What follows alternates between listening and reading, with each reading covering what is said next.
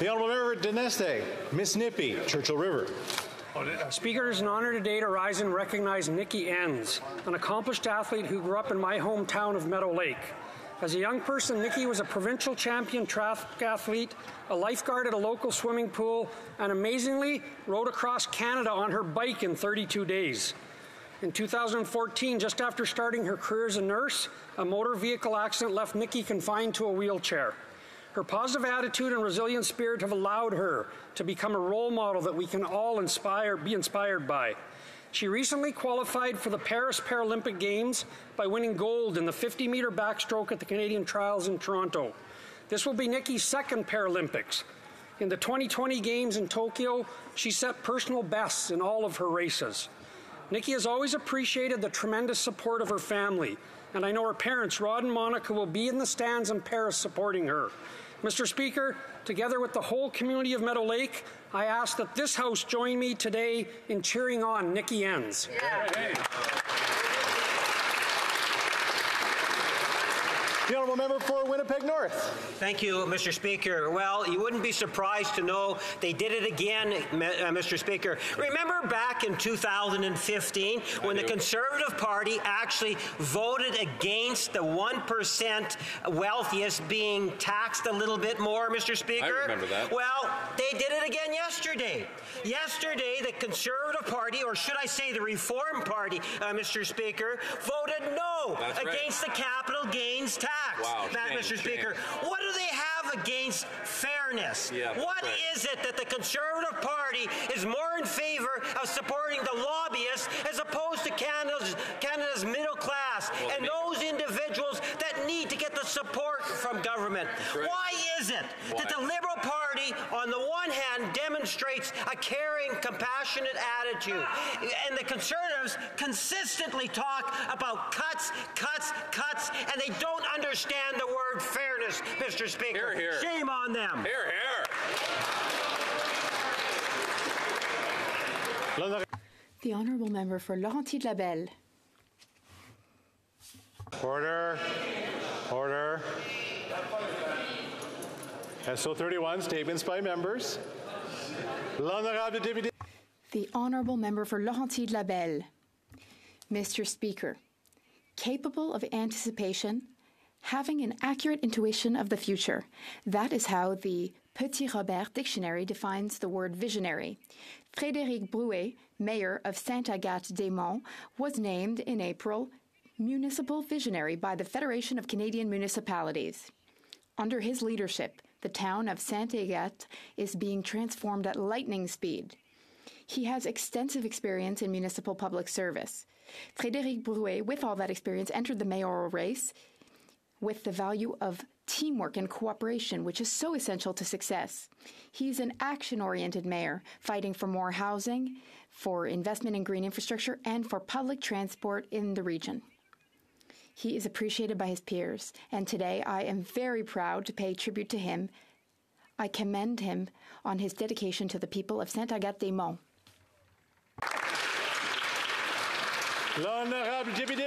The Honourable Member for Nickel Belt. Speaker, in June 1984, a seismic event struck northeastern Ontario, leading to the devastating collapse of Falconbridge Mine in my riding of Nickel Belt. The tragedy claimed the lives of 4 miners, members of the mine mill Local 598. We remember Solo Carpella, Richard Chagny, Daniel Lavallée, Wayne Saint-Michel. This June 20th marks the 40th anniversary of the first Workers' Memorial Day to honor these brave people. Ce mémorial rend hommage à tous les travailleurs décédés. The memorial has evolved to pay tribute to all workers who have died, fallen ill, or been injured. The aim is to achieve a future without such tragedies, a future in which everyone can return home injury-free and safe, regardless of the industry in which they work. On this 40th annual Mine, Mill and Smelters Workers' Memorial Day, let us remember the past and let us work towards a safer future. Thank you. The Honourable Member for Bellechasse, Les Etchemins, Lévis. Thank you, Mr. Speaker. Mr. Speaker, it is with great pleasure that I rise to mark 3 important anniversaries in 2024. The 175th anniversary of the municipality of Saint-Lazare, the 200th anniversary of Sainte-Claire, and the 275th anniversary of the founding of Saint-Charles. These 3 municipalities in the Bellechasse Regional County Municipality are among the oldest in my riding, and they have a rich and remarkable history. The sons and daughters of these 3 villages cleared the land, settled the land, built farms, they built schools, convents, they built businesses. The businesses whose renown extends beyond our borders, such as Versat-Profil, Prévost, and Du Breton. Some have made their mark in show business, such as Marthe Laverdière and Noémie O'Farrell. Others have made their mark in professional sports, such as Christian Laflamme, Mr. Speaker. Over the course of the summer, thousands of former residents of these villages who live elsewhere will gather in their places of origin for a great reunion. As part of the festivities, each of the municipalities will be holding activities to suit all tastes. Happy birthday to these 3 municipalities and happy celebrations. The Honourable Member for Brampton South. Mr. Speaker, dental care is an essential part of our health, and this government is taking important steps to support Canadians. As of today, over 2 million Canadians have successfully signed up for the Canadian Dental Care Plan. Just within the first weeks, this program helped over 150,000 seniors to get dental care. Mr. Speaker, our pharmacare plan will also ensure Canadians can live healthy lives. Years of advocacy for people with diabetes resulted in this government tabling the National Framework for Diabetes in 2022. Earlier this year, we built on this progress by tabling the national pharmacare legislation that includes coverage for diabetes medications. Mr. Speaker, 1 of 5 people in Brampton are diabetic or pre-diabetic. And this legislation is not only going to help Canadians live with diabetes medication or healthy lives, but make it more affordable. Thank you, Mr. Speaker. The Honourable Member for Alfred Pellan. Mr. Speaker, today I would like to congratulate the Muslim community on the approach of Eid al-Adha. This sacred celebration, marked by sacrifice and generosity, reminds us of the values of sharing and solidarity. As a proud representative of Alfred Pellan, I have the privilege of living alongside the large North African community that enriches our constituency. Their contributions, marked by solidarity, hospitality, and joie de vivre, are a true source of pride. At this time of celebration, I wish all the Muslims of Alfred Pellan and of Canada a joyous and blessed holiday. May this celebration be filled with peace, happiness, and prosperity. I encourage this House and all Canadians to join me in recognizing and celebrating the richness that cultural and religious diversity brings to our country. Eid Mubarak to all. The Honourable Member for Sturgeon River Parkland. Mr. Speaker, there are new developments in the hunt for red-handed Randy.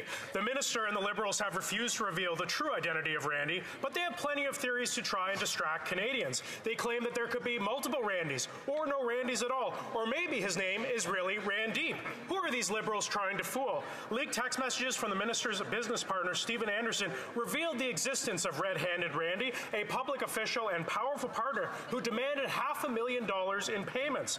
The Minister of Employment is a 50% shareholder in Global Health Imports, a company mired in numerous cases of fraud, including from the time that the minister was actively involved. He even shares a name with red-handed Randy. Canadians want to know, if the Randy involved is not this Liberal minister, then who is Randy? And no matter how much these Liberals try and cover this up, they cannot avoid this simple question. Who is Randy? Why are they working so hard to protect red-handed Randy and his fraudulent company? Is it because there is no other Randy? The Honourable Member for Saint-Léonard-Saint-Michel. I'm proud to say that over 62% of dental care providers in the province of Quebec are now registered to participate in the Canadian Dental Care Plan. C'est plus de 200.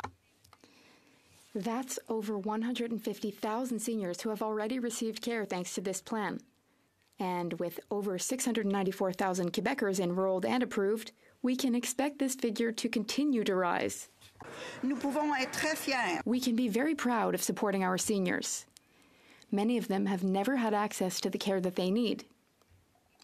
Many of them have told us how relieved and happy they are at finally being able to access this essential health care. The Conservatives and the Bloc, Mr. Speaker, voted against it. Now the Conservatives are trying to pretend that it doesn't exist, to avoid having to explain and admit that they would cut it. And the Bloc completely ignores it. But, Mr. Speaker, the program is working, and it's improving the lives of Canadians. Let's keep up the great work. The Honourable Member for Barrie-Innisfil. Well, another day, another scandal. What's new after 9 years of this Liberal NDP government? On Monday, Parliament passed a motion calling on the government and the Auditor General to hand over all documents related to the Prime Minister's Green Slush Fund to the RCMP. Not surprisingly, every Liberal, including the Prime Minister, voted against our motion to give the RCMP the information they need to investigate potential criminality and expose just how deep the rot is. What's known is that Liberals insiders grease their palms with millions from taxpayers, yet here we are again, another attempted cover-up by the Prime Minister and his caucus. It's shameful, and it's no wonder the Liberals want to cover this one up. $123 million worth of contracts were given out inappropriately. 90 cases did not follow conflict of interest policies, and $76 million was spent on projects connected to Liberal friends. The Liberals are not fighting for fairness for all. If this was true, why are they lining the pockets of their friends while everyday Canadians continue to struggle? The Honourable Member for Charleswood, St. James, Assiniboia, Headingley. The Finance Minister is scrambling to bring in yet another tax hike to pay for uncontrolled inflationary spending. After 9 years of this NDP Liberal government, they are not worth the cost of falling standards of living. As a result of Liberal economic vandalism, capital has been driven out of Canada and Canadians are worse off. They just don't get it. Taxing farmers drives up food costs. Taxing doctors means it's harder to find one. Taxing home builders means fewer homes get built, and taxing small businesses means fewer paychecks. To strive, to seek, to find, and not to yield, said Lord Tennyson. Well, common sense Conservatives will unlock the potential of our strivers, inventors, builders, entrepreneurs, and workers. We will restore the promise of Canada, where hard work earns powerful paychecks and pensions to buy affordable gas, food, and homes in safe neighborhoods. Now, let's bring it home. That's right. The Honourable Member for Fredericton. Mr. Speaker, I rise today to raise awareness about the dire human rights situation in Iran. While the world's eyes were on Iran following the murder of Mahsa Amini, we must not stop fighting for justice and accountability to support the Women Life Freedom movement. The flagrant human rights violations occurring in Iran are extremely concerning to me and to the Iranian community in my riding of Fredericton-Oromocto. I have heard from constituents that the situation is only getting worse, especially for women, girls, and gender minorities. Far too many Iranian women are being subjected to the use of lethal force, torture, and sexual assault only because they are daring to stand up for freedom and autonomy. According to a recent UN report, the Iranian regime has cracked down even further on women and girls since Mahsa Amini's death. Penalties have become heftier, state-sanctioned surveillance and intimidation have been amplified, gender segregation is expanding into public spaces. Authorities have threatened to deprive women of education and health care if they do not comply. This is a blatant violation of human rights. As Canadians, we pride ourselves in upholding democracy, gender equality, and the rule of law. We must ensure that these values are not only upheld here or at home, but across the world. I call on all my colleagues in this House to support and raise their voice for freedom for women and girls in Iran. Thank you.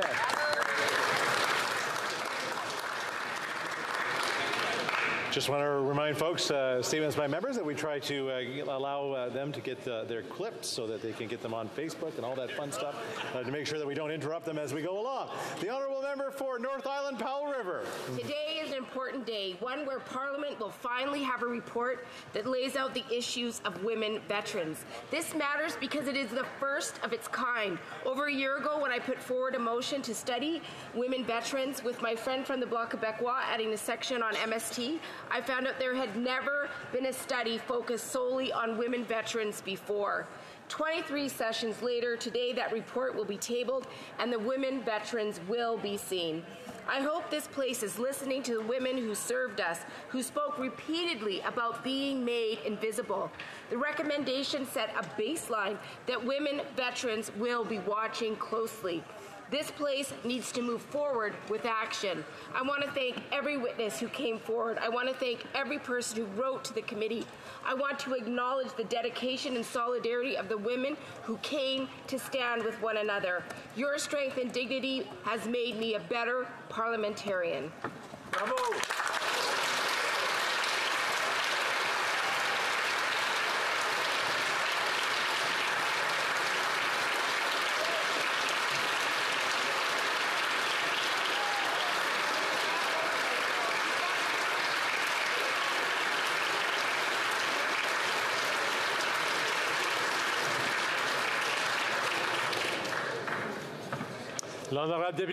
The Honourable Member for Salaberry-sur-Roi. Mr. Speaker, I am proud to mark the 40th anniversary of the Maison d'Hébergement d'Épannage de Valleyfield. It's a shelter in my riding. 40 years ago, some great community builders made the choice to help people experiencing homelessness and in crisis. One of the great builders of the shelter is Émile Duhamel, whose contributions were invaluable. I say invaluable because he devoted his life to improving the lives of others, especially the lives of those forgotten by society.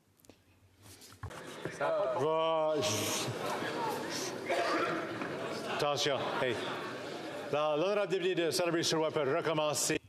The Honourable Member for Salaberry-sur-Roi can start again from the beginning. Mr. Speaker, I'm proud to mark the 40th anniversary of the Maison d'Hébergement d'Épannage de Valleyfield, a shelter in my riding. 40 years ago, some great community builders made the decision to help people experiencing homelessness and in crisis. One of the great builders of the MHDV shelter is Émile Duhamel, whose contributions were invaluable. Now I say invaluable because he devoted his life to improving the lives of others, especially the lives of those forgotten by society. From the very beginning and through the past 40 years, his involvement has been unwavering. Above all, he has contributed to the expansion of services beyond the shelter, such as an emergency shelter, many other shelters and centres. He's also participated in significant projects, such as a warm-up spot during the winter. And what's the key to the shelter's success? Their skilled team, which is firmly convinced that every human being is worthy of respect, consideration, and dignity. There's so much solidarity there, and it's more necessary than ever. I hope the shelter will continue to thrive for another 40 years. Mr. Speaker, after 9 years, this NDP Liberal government just isn't worth the cost of food. And with food prices out of control, it's bewildering that Liberals choose to attack the farmers and ranchers who grow and raise Canadian food. First, they impose a costly carbon tax, causing a food price crisis. Then they threaten fertilizer reduction mandates. And now they are hiking taxes on farmers. This latest tax hike is an attack on Canadian farm families and their ability to keep producing food, something that will inevitably drive costs up. And it will be wealthy hedge funds and foreign investors that benefit from this policy because they'll buy up our farmland and food processing. The Liberals are driving farmers and ranchers out of business. But I'm being asked by these folks whether this is calculated policy or pure and simple economic stupidity. Either way, Canadians and Canadian farmers deserve better. Common sense Conservatives have a plan that will bring together everyday Canadians to bring home a tax system that actually lowers taxes. Mr. Speaker, that's just common sense. Let's bring it home. The Honourable Member for Surrey Newton. Speaker, this past weekend at Princess Margaret Secondary School, I attended the 6th annual ceremonial review of the 278 Cormorant Royal Canadian Air Cadet Squadron, led by Commanding Officer Captain Amar Tiwana and Chair of the Sponsoring Committee, Simar Pavla. The ACR is a significant event for young cadets, showcasing the skills and achievements acquired throughout the past year. These cadets are learning valuable skills such as leadership and teamwork, which will have a positive, lifelong impact. Please join me in congratulating and thanking the 278 Cormorant Royal Canadian Air Cadet Squadron, including their parents and volunteers, the Wally, Leeson, and all sporting businesses for their dedication, service to this community, which makes Surrey Newton and all of Canada a better place for all of us. Just Just a quick reminder to honourable members not to acknowledge people, of course, that are visiting. We're happy they could come and visit us today, but the rules state that we're not supposed to acknowledge them. It happened on 3 different occasions during SO31s today, so I just want to remind honourable members of that. Oral questions, question orale, the honourable leader of the official opposition. Mr. Speaker, yesterday the Bloc voted in favor of another tax increase by the Liberals to take money from Quebecers and give it to the centralizing government of this Prime Minister. And the Prime Minister thanked them literally after the vote with a thumbs up. Is that the Liberal Bloc coalition? Less money for Quebec home builders, less money for Quebec entrepreneurs, less for doctors and entrepreneurs, and more for the federal Liberal colossal government.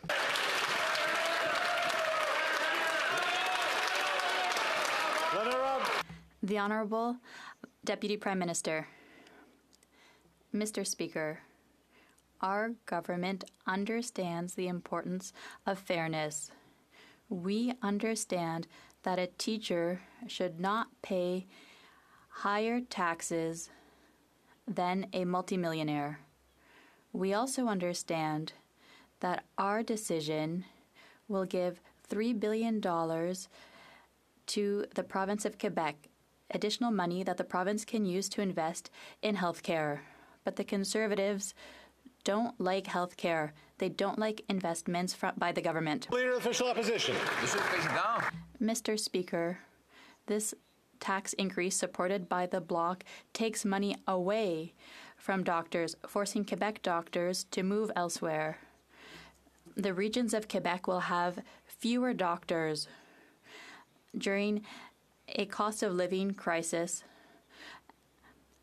The Bloc has voted to tax farmers more. The Bloc has voted for a tax on home builders. How is it that the Bloc and the Liberals want to tax Quebecers more to give more money to a big centralizing government in Ottawa? The Honourable Deputy Prime Minister. Mr. Speaker, Quebecers understand the importance of fairness. They understand that it is very important for a nurse to not pay higher taxes than the ultra-rich. They also understand that we need revenue to invest in health care, in daycares, and the province of Quebec needs that revenue as well. That is why the province has decided to do the same thing we are doing federally. Bravo. Chef de l'opposition.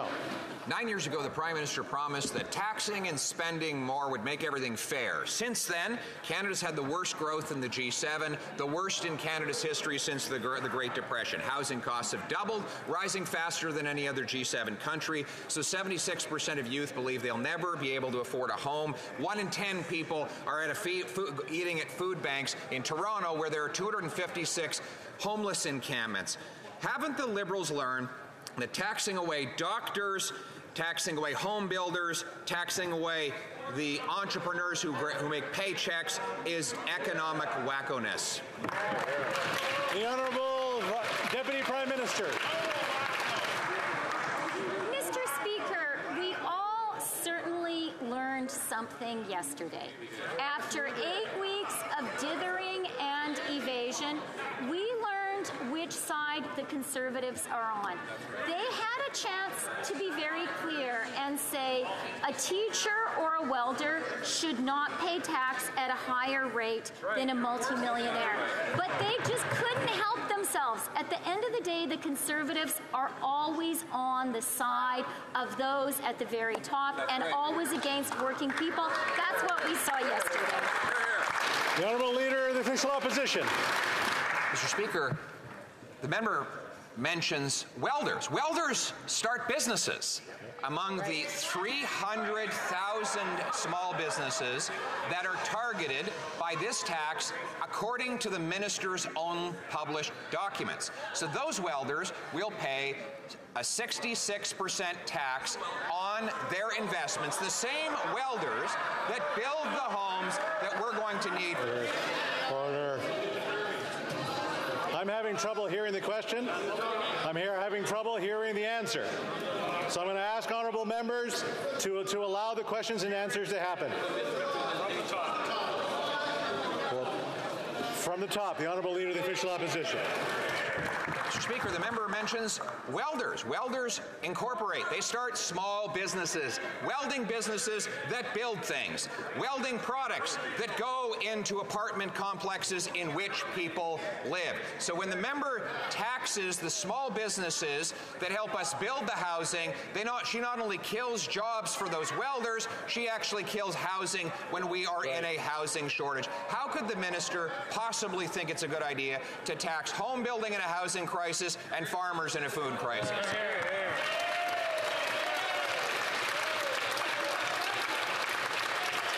I'm going to ask for the quiet in return. The Honourable Deputy Prime Minister. Mr. Speaker, well, for one thing, the Conservative leader should get his facts straight. Of course, what we are talking about is a 2/3 inclusion rate, not a 2/3 tax rate. But he never bothers to actually get his numbers straight. What he also doesn't bother to do is to actually stand on the side of working people. He has been faking his support for workers, but yesterday workers learned where he really stands, and that is not with them. That's right. That's for sure. The Honourable Leader of the Official Opposition. Mr. Speaker, taxing farmers during a food crisis, taxing home builders during a housing crisis, taxing away doctors during a healthcare crisis, and taxing small businesses during an economic growth crisis is economic vandalism. That's and right. Nothing less, Mr. Speaker. That is precisely why this minister has given us the worst growth in the G7, the worst growth for the next 40 years projected for the OECD, and 256 homeless encampments in her hometown. Isn't that the predictable result of her disastrous policies? The Honourable Deputy Prime Minister. Mr. Speaker, do you know what the average income in Ottawa Carleton is? Because I do. It is $58,400. The average person in Ottawa Carleton could only dream of earning $250,000 in a given year. But the Conservative leader thinks his average constituent should pay tax on their hard-earned salary at a higher rate than someone who is earning more than $250,000 in capital gains alone. Whose side is he really on? Exactly.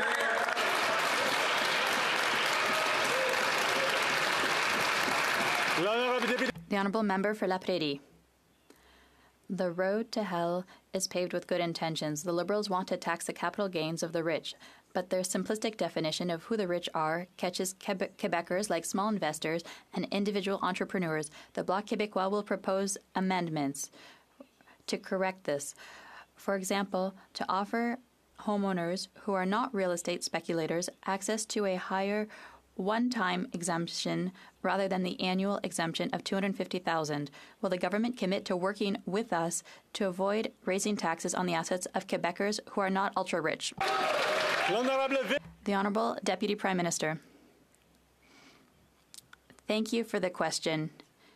Mr. Speaker, I would like to begin by thanking the Bloc for their vote yesterday for tax fairness. They understand, like Quebecers understand, the importance of solidarity, social solidarity, the importance of fairness. They understand that a teacher should not pay higher taxes than the ultra-rich. It's very unfortunate, but the Conservatives don't understand that. I'll wait for a little bit of silence. The Honourable Member for La Prairie. It's not complicated. Raising taxes on the ultra-rich? Yes. Raising taxes on the savings of the self-employed who have invested everything in triplex? No. These people have nothing to do with the real estate bubble. They have nothing to do with the difficulties of first-time buyers. Voyons. Come on. Voyons, no. Come on. Order, please. Thank you very much. I appreciate that. The Honourable Member for La Prairie can start the question again.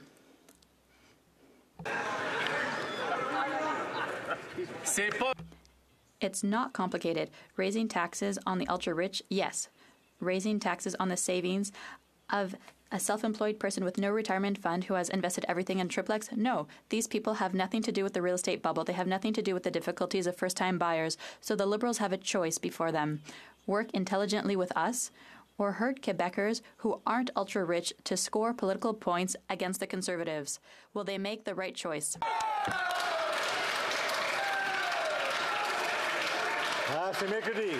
It's Wednesday. The Honourable Deputy Prime Minister. Mr. Speaker, once again, thank you for the question. I want to highlight once again that we've made an important decision. The House has supported an important measure, a measure for fairness, a measure that will fund investments that are so important for Canada, important investments for Quebec. The province of Quebec will receive $3 billion thanks to this measure. I think healthcare will really benefit. The Honourable Member for Rosemont-La Petite Patrie. Mr. Speaker, the housing crisis is everywhere. Seniors are sleeping in their cars. People aren't able to afford skyrocketing rents. A recent report tells us why. Affordable housing is disappearing at an alarming rate throughout the country. It's simple. There's little or none. The Liberals and the Conservatives have abandoned social and affordable housing. It wasn't profitable for their speculator friends, it seems, but people need a roof over their heads. What are those two old parties good for if they can't even guarantee a basic need, housing? The Honourable Minister. Thank you, Mr. Speaker. I thank my colleague for his question. I'd like to remind him that there's a measure in the most recent budget, and it was highlighted by different stakeholders. We've put $1.5 billion to take housing off the market, to ensure and reserve affordable housing off the market for people who need them. That's what we've done, and we'll work with all nonprofits, with municipalities, to increase the number of affordable and social housing units. Thank you. Member for Port Moody, Coquitlam. Tenants at Thorncliffe Park and across the country are rising up against corporate greed that is causing skyrocketing rents and resulting in evictions and rising homelessness. Renters cannot keep up with the costs of these unfair corporate practices, and the Liberals themselves are partners in making these rental units unaffordable. This is a violation of the human right to housing. Why is the Liberal government partnering in these exploitative practices and causing harm to Canadians? The Honourable Minister. Mr. President, I want to thank my colleague for a question, and I want to say to her and to all Canadians that are watching that this government was the first government that made historic investment in housing. But not only that, we recognize the human right of a house, and we have for the first time named a commissioner to defend the right of tenants, and we'll continue to work with all provinces and municipalities to defend those rights. The Honourable Leader of the Official Opposition. The Bloc is now condemning the same tax increase that they just voted in favour of. Mr. Speaker, it seems that they are changing their position. That welders won't have to pay this tax. Only the 0.13% wealthiest. Well, all the economists contradict that. The fact that she has 300,000 businesses that she admits will be taxed and all of their owners will be taxed contradicts that as well. So there's one way we could solve this controversy. Will she commit to put in law that no one in the bottom 99.87% will pay any new taxes?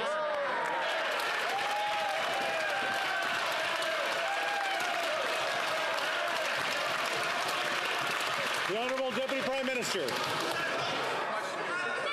Speaker, a moment ago, the Leader of the Opposition already demonstrated his financial illiteracy. He does not understand how the capital gains inclusion rate works. But I want to offer him an opportunity to continue his economic education. Yesterday, the IMF published a report on the Canadian economy. The IMF commented on our capital gains move and said it makes the system more fair, and also said it will have no impact on investment or productivity. That's the IMF, Mr. Speaker. The Honourable Leader of the Official Opposition. Mr. Speaker, I think we should just let's put aside the disagreement and even the debate on this, and let's come to a resolution here that will bring a lot of calm to the millions of Canadians who are worried about their taxes going up. The minister claims that only the 0.13% wealthiest Canadians will pay. So why not just enshrine that in law? Will she commit today to pass an amendment to her tax bill stating that no one whose income is in the bottom 99.87% will pay any new taxes at all? Hear, hear.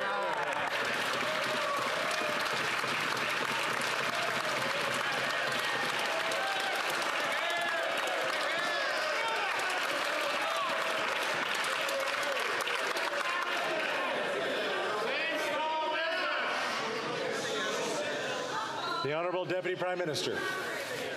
Mr. Speaker, I want to quote some interesting words that were stated in this House of Commons.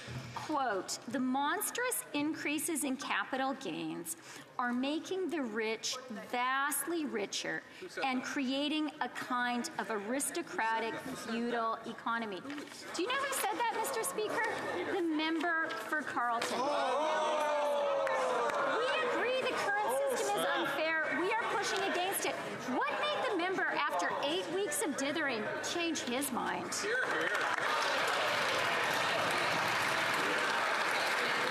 The Honourable Leader of the Official Opposition. Mr. Speaker, we're simply asking the minister to put her words into law. Okay? So she's claimed that no one who earns less than the top 0.13% of income in the country will be affected.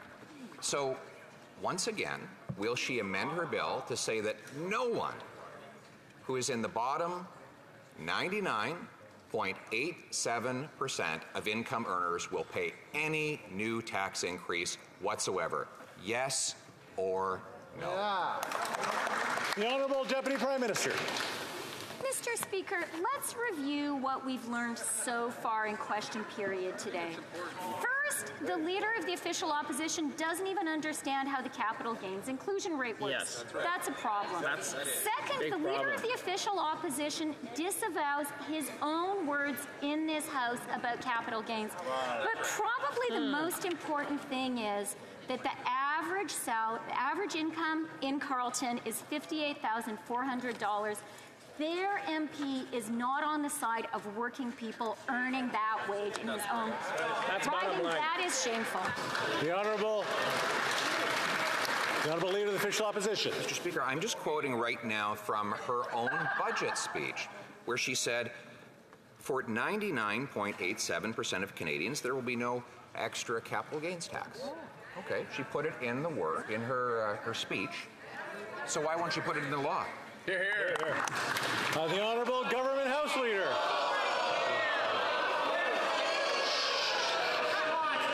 Order, order. Order. I'll try it in French. Alors. Order. L'Honourable Leader. The Honourable Government House Leader. For about 20 years, this leader has been skulking around this place without really much contact with the outside world. In the 9 years that they've been over there, they voted against a child benefit, a dental plan, a prescription drug plan, a child care plan. Every time Canadians look to that person to stand up for their interests, for fairness in Canada, that guy takes a seat, Mr. Speaker. The Honourable Leader of the Official Opposition. I see they've pulled the finance minister off the ice. She can't answer a question.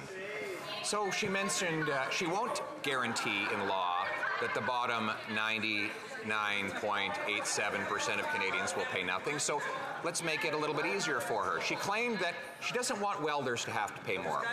Will she amend her bill to ensure that not a single welder anywhere in Canada will be forced to pay this tax increase? Yes or no? The Honourable Minister.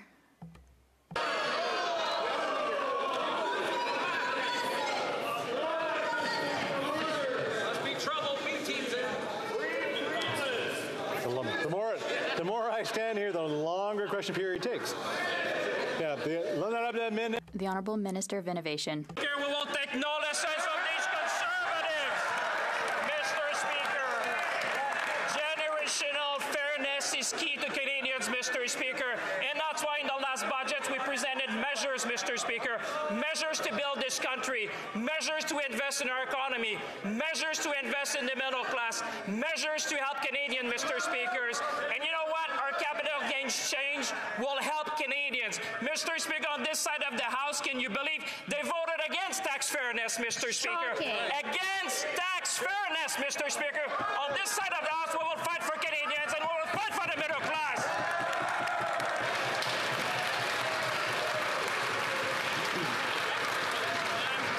The Honourable Leader of the Official Opposition.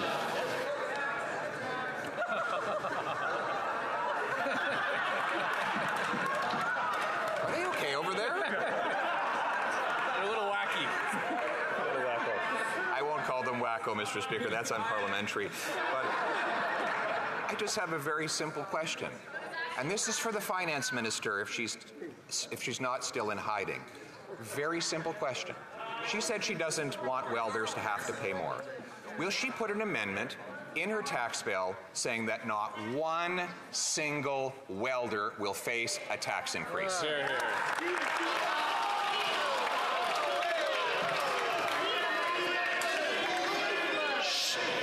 Hey, quiet down. The Honourable Government House Leader. Speaker, in any given year, 0.13% of Canadians will pay a modest increase in their taxable gains. But I hear the leader across who has never seen a support for a single Canadian that he is prepared to vote for, talking about sidelining people. He sidelines that entire caucus in every single question period. We hear from him yawning and misinformation all the time, Mr. Speaker. Unchain the rest of the people over there.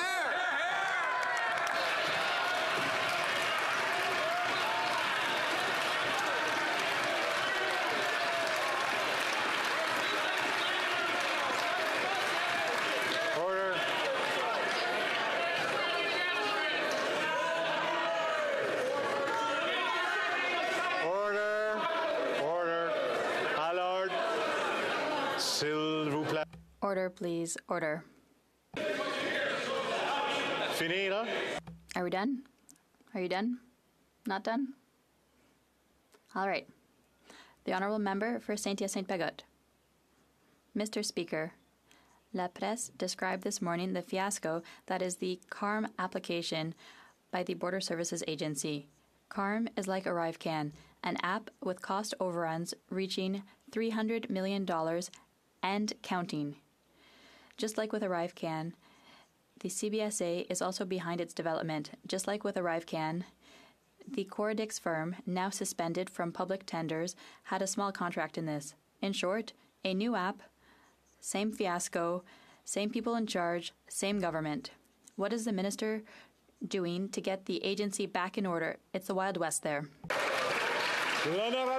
The Honourable Minister of Public Safety. Mr. Speaker, we understand very well the concern of exporters and other Canadian businesses that deal with the Border Services Agency. That is why we have delayed an aspect of the implementation of the application. I'm fully aware of the concerns, and I will ensure the Border Services Agency proceeds in the right way. The Honourable Member for Saint-Hyacinthe-Bagotte. The CARM application is like ArriveCan, a money pit. What's more, it's like Phoenix. It doesn't work. It's a total disaster. It's serious because it's supposed to collect customs duties at the Canada-US border. $3.5 billion flow across the border every day. Imagine the mess if the application doesn't work. That's why, back in March, the International Trade Committee was already asking the agency for documents, including their contingency plans. It's now June, and we've received nothing. Will the minister force the agency to provide the documents so that we can correct this fiasco? The Honourable Minister of Public Safety. Mr. Speaker, of course, I will ensure the agency provides the committee with all of the appropriate documents, the documents requested. I've also had a number of discussions with the Border Services Agency in order to ensure the scenario our colleague is talking about doesn't happen, and I will continue to do this work myself with the Border Services Agency. The Honourable Leader of the Official Opposition. Mr. Speaker, I know that the Liberals are demanding I stop asking questions. I can understand why, because the Finance Minister's gone into hiding and stopped answering them. She's claimed that no one except the rich is 0.13% will pay any new tax. But the greatest university economist in Canada, Jack Mintz, has reported that 1.25 million will pay. But let's not dispute who's right or wrong. Will the minister accept an amendment to her bill to ensure that not a single plumber will have to pay any extra taxes under this proposal? The Honourable Deputy Prime Minister and Minister of Finance. Mr. Speaker, we can see how nervous and how anxious the Conservatives are. They spent 8 weeks terrified of saying anything about capital gains. And today, the Conservative leader is so anxious, he doesn't trust a single member of his caucus to say a word. But you know, Mr. Speaker, I have sympathy for them because they have shown how phony they are. They have had a chance to be on the side of working people, on the side of fairness. They've shown whose side they're really on. The Honourable Leader of the Official Opposition. Will the Finance Minister exempt all carpenters from her tax increase, yes or no? The Honourable Minister of Finance, Deputy Prime Minister. Mr. Speaker, we presented every single member of this House with a very clear and actually really easy choice. Do you think someone who makes their salary, like that person in Carleton, whose only income is their wage, who's making $58,000 a year, do you think they should pay tax at a higher marginal rate than someone earning capital gains of more than $250,000 a year? It's not complicated, but it's complicated for them. The Honourable Leader of the Official Opposition. Mr. Speaker, there are a lot of restaurant owners who will pay this tax increase on their very first dollar of investment gains that inside a company. That is a fact. So will who earn $58,000 a year? So simple question. If what I'm saying is wrong, there's a very simple solution.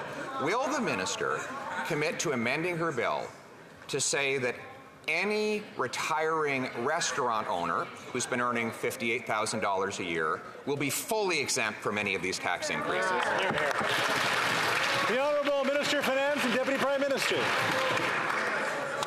Mr. Speaker, there was once a Conservative Prime Minister. His name was John Diefenbaker. He was from the prairies like me and like the Conservative leader.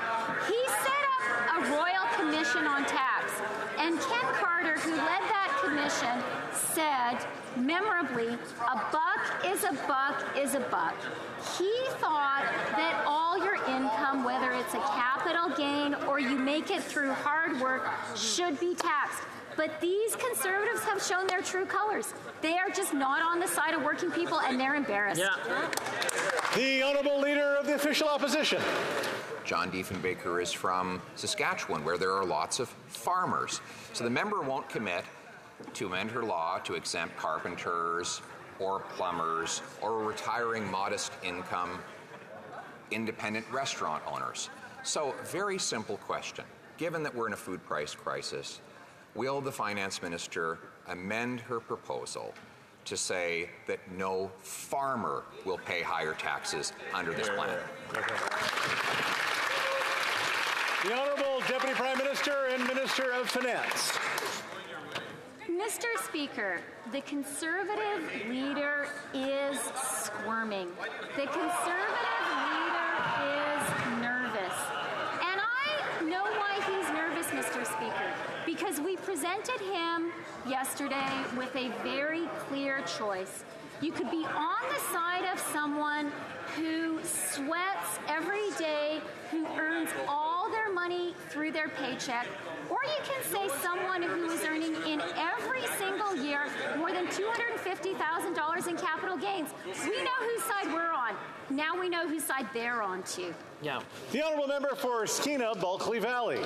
Mr. Speaker, everyone wants to avoid a shutdown at Canada's two biggest railways, and rail workers deserve the time needed to negotiate a fair deal. But CP and CN seem to be trying to orchestrate a simultaneous work stoppage in order to force the workers' hand. Now, the union has suggested staggering the negotiations in order to minimize the impacts. This seems to be in everyone's best interest, but the companies have rejected it outright. What will the minister do to support the union's very reasonable request? Hear, hear. The Honourable Minister of Labour. Mr. Speaker, what the Minister of Labour will do is make sure that both sides remain at the table and that they are fully supported by our Federal Mediation and Conciliation Service that has a 96% success rate in preventing work stoppages and strikes. We stand with them. They are well supported at the table. Thank you very much, Mr. Speaker. The Honourable Member for Nunavut.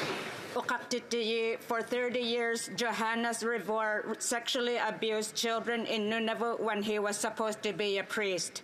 Instead of being tried for his crimes, Rivor escaped to France.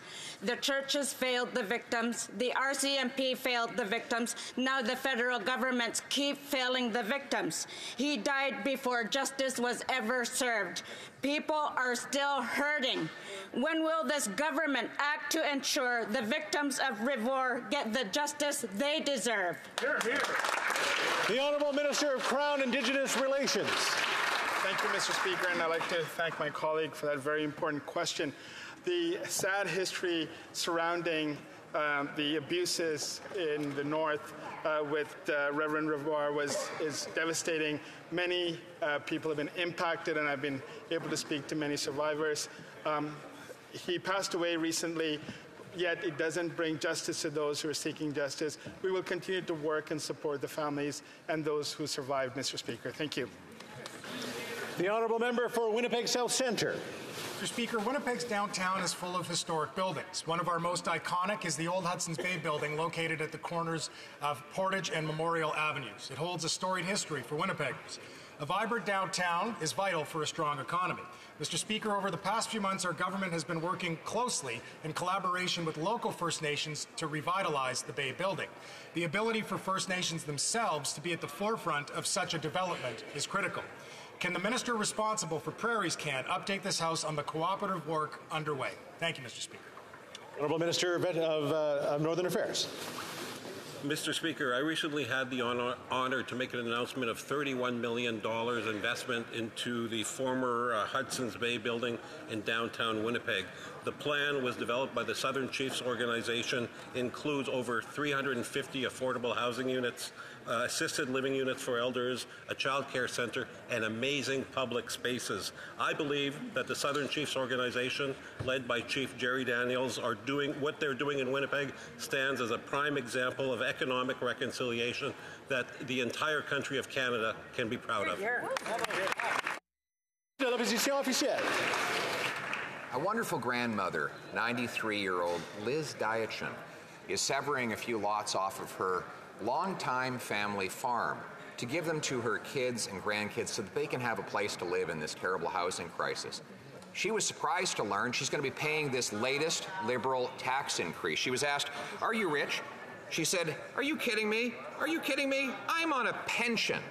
Mr. Speaker, will the finance minister amend her bill so that low-income grandmothers who are passing on a little bit of land for their kids to live on will not be hit by this tax increase. The Honourable Minister of Finance, Deputy Prime Minister. Mr. Speaker, I want to share another quote.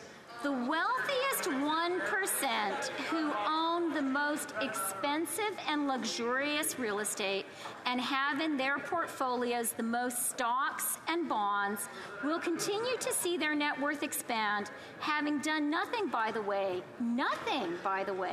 to deserve that expanded net worth. When they sell those assets, they accrue a capital gain. We think more of it should be taxed. That's a quote from the member from Carleton. Whoa. But that was when he was being a fake populist. The Honourable Leader of the Official Opposition. Mr. Speaker, Liz Diachin is not among those wealthy 1% the member just described. She has a pension of probably, I'm guessing, $45,000 a year.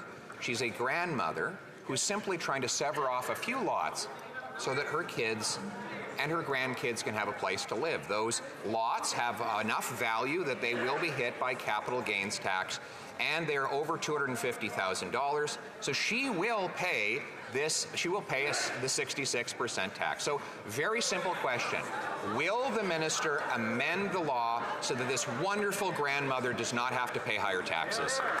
The Honourable Deputy Prime Minister and Minister of Finance. Mr. Speaker, I think the Conservative leader is a little bit confused because he seemed to think that those were my words I quoted. I was, in fact, quoting him. I was quoting his words about the wealthiest 1% and their stock portfolios and luxury real estate. But that was back when the Conservative leader was pretending to be a friend of working people. He was pretending to be on the side of the little guy. Yesterday we learned that is just not true, but we are on the side of fairness. The Honourable Leader of the Official Opposition. Mr. Speaker, it is true that this government has unjustly enriched the wealthiest 1% with their inflationary policies. So let's just make sure that no one else pays the bill for that. Will the minister accept an amendment to her proposal to ensure that the 99% of lowest income earners do not pay this tax increase, so this wonderful grandmother does not have to pay the bill? The Honourable Government House Leader. The leader opposite has spent the entire question period talking about electricians and farmers and fishers.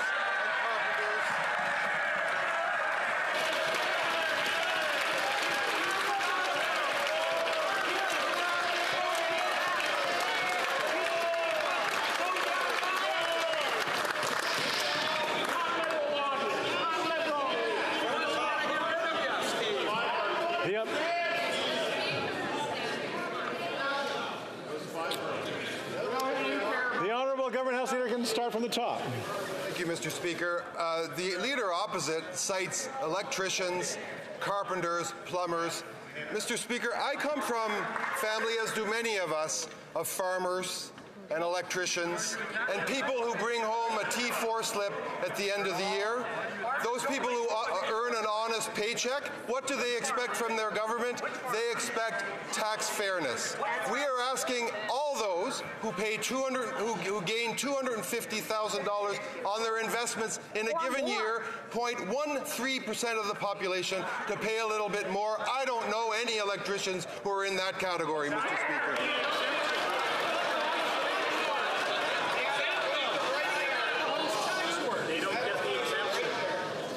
The Honourable Leader of the Official Opposition. Well, if that were true, then they would be prepared to put in writing in the law that no farmer, fisher, or electrician will pay any new tax under this increase. Will they? The Honourable Government House Leader. What will be in the law is that anyone who makes a capital gain over $250,000, the first $250,000 are exempt. 50% inclusion rate. Over $250,000 in a given year will pay 66%. That's less than Brian Mulroney asked them to pay, and it gets us closer to the fairness that who's asking for? The electricians, the farmers, the teachers, the nurses, the fishers, the people in Canada who expect us to stand up for tax fairness and against that.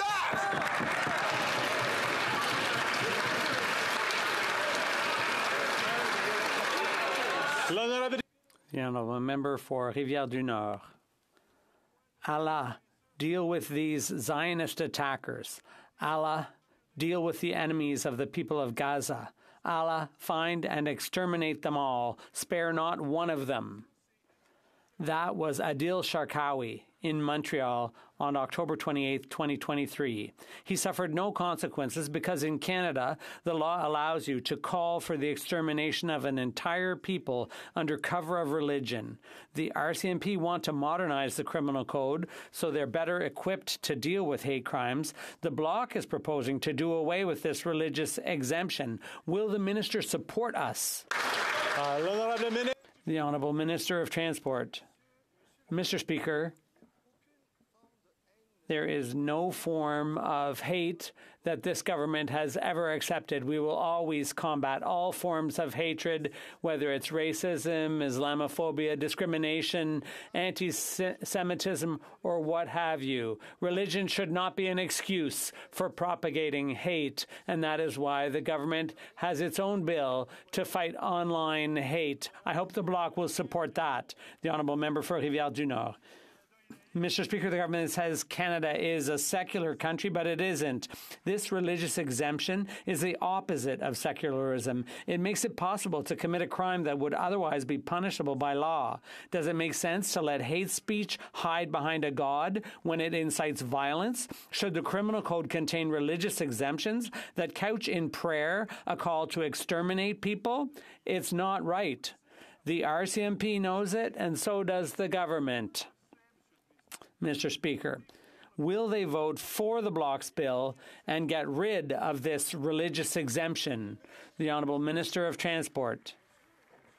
Mr. Speaker, Canada is a secular country, and hate speech is not allowed or tolerated. We've always combated it, and that's precisely why we have tabled legislation to fight online hatred, including Islamophobia and anti-Semitism. Whether hatred is in the streets or online, it does harm. It does harm to our society, and I hope the Bloc will vote along with us. Mr. Speaker, the minister proposes this new tax increase on every single dollar that a fisherman earns inside of his small business. There is no $250,000 exemption for him. Even if he just earns $1,000, he'll have to pay the tax increase. We forget it's not just our wonderful farmers that feed us, but it's also our fishermen. Will the finance minister amend her bill to ensure that there will not be a single fish harvester anywhere in Canada that will face a tax increase? The Honourable Government House Leader. Mr. Speaker, I grew up in Atlantic, Canada. I grew up as the grandson of 2 dairy farmers. I grew up around an awful lot of fishers. I grew up around people who worked with their hands and didn't think that electricians got electricity from the sky, but rather they got it in plugged from the wall.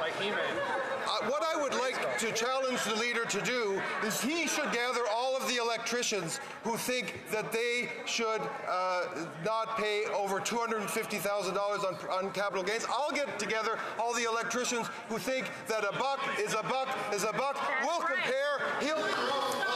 The Honourable Leader of the Official Opposition.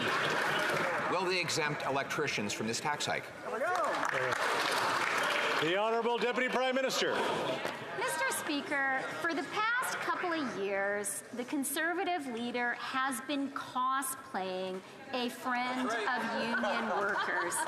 But yesterday, we called his bluff, and they know it. Here's what the president of the CLC said.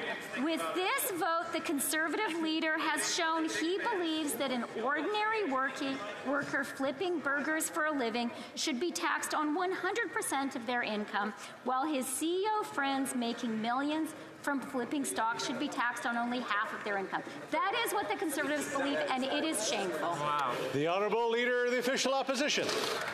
Mr. Speaker, there are many union workers who have rental properties that they invest in. Will the minister make the commitment that no union worker will have to pay this tax increase? The Honourable Government House Leader. I don't know which union workers that he's talking to, but the union workers that I talk to and that we talk to and dialogue with and that the finance minister just quoted are people who believe in solidarity, who believe in caring for others, who believe in dental plans and child care and the Canada Child Benefit and every other single thing that this leader has voted against. The very things that this fairness tax measure will pay for. So yes, Mr. Speaker, we accept the leader's challenge. Let's talk to union members and see what side of the equation they come down on. The Honourable Member for Charlottetown. Mr. Speaker, all Canadians deserve a safe and affordable home. We know that people in more vulnerable situations have a hard time finding affordable housing that meets their needs. We need to build more housing and make the housing market fairer for all. Can the Minister of Veterans Affairs tell us what the government is doing to ensure that Canadians have access to safe, affordable housing?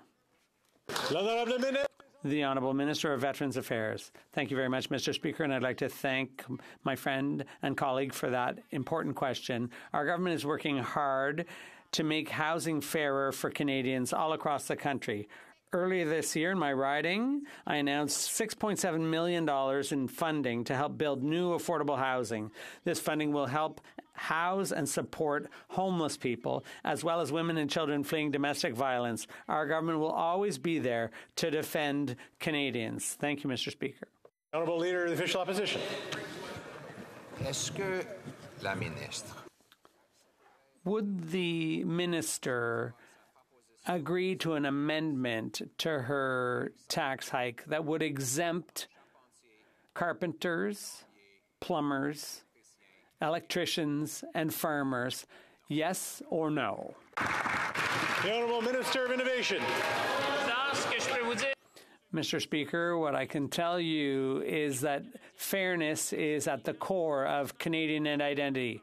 People in Shawinigan and in Carleton understand that in a fair society, fairness is fundamental. And that's why in our last budget, we made changes to the capital gains tax, which will enable us to reinvest in the economy, in our workers, in housing. But surprise, Mr. Speaker, the Conservatives are against tax fairness. Imagine they're against tax fairness. We on this side of the House will always be on the side of workers and the middle class and on the side of Canadians. The Honourable Leader of the Official Opposition. Data, Dr. Jack Mintz calculated that 50% of those who will pay this tax increase earn less than $120,000 a year, and 10% earn less than $18,000 a year. No, we don't have to dispute these numbers. Why don't we just make it simple and make it clear? Will the minister accept an amendment to exempt anyone who earns less than $120,000 a year from this tax increase? Yes or no? The Honourable Minister of Finance. Mr. Speaker, actually there is a $250,000 threshold. So the new rate kicks in only after you've made $250,000 in capital gains in a given year. So I do want to continue to help educate the Conservative leader. I'm going to point him to... I can't hear any of that, so I'm going to allow the Deputy Prime Minister to restart. I'm grateful, Mr. Speaker, because it does seem that the Conservative leader, who for baffling reasons wants to take all the questions, maybe to show off his ignorance, doesn't actually understand.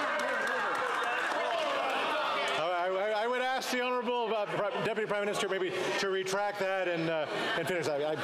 I gave enough grace to allow to repeat. The Honourable Deputy Prime Minister. I'm sorry. I retract that. So let me just say, it was baffling to me that the Conservative leader is taking all of the questions to show he doesn't really understand what we're doing. But it gives me a chance to explain it to him. So it only kicks in after 250,000 of capital gains does this new level. The Honourable Leader of the Official Opposition. Mr. Speaker, I just gave that minister more than 20 opportunities to prove that what she was saying was true. I asked her, and she refused, if she'd give an exemption to her tax hike to carpenters, farmers, fishermen, plumbers, union workers, restaurant owners, electricians. She said no. She said no to exempting people who earn less than $120,000 a year. Why? Because we know that that's exactly who she's going after. She's going to rob the people who pay the bills in this country to pay for her obese and out-of-control spending. Why won't she finally end the ripoff?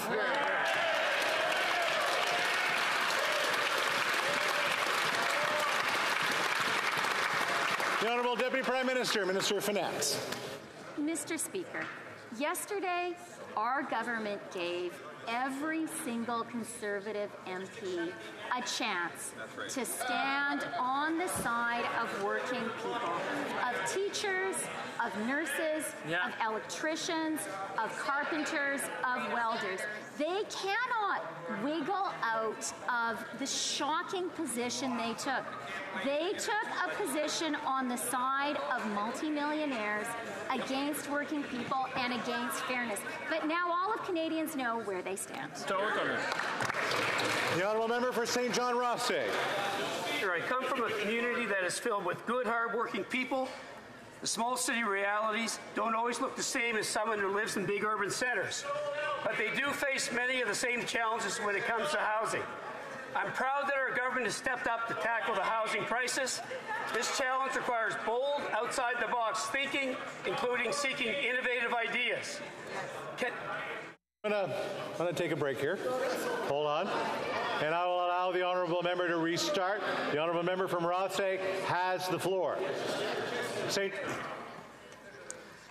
Mr. Speaker, I come from a community, St. John Rothsay, that is filled with good, hard-working people. Their small city realities don't always look the same as someone who lives in big urban centres, but they do face many of the same challenges when it comes to housing. I'm proud that our government has stepped up to the plate to tackle the housing crisis. This challenge requires bold, outside-the-box thinking, including innovative ideas from all corners of our country. Can the Minister of Rural Economic Development and HoC tell us how our government is ensuring that smaller regions can play a role in the Team Canada approach to housing solutions? Honourable Minister of Rural Economic Development. Thank you, Mr. Speaker. My friend from St. John Rothsay is right.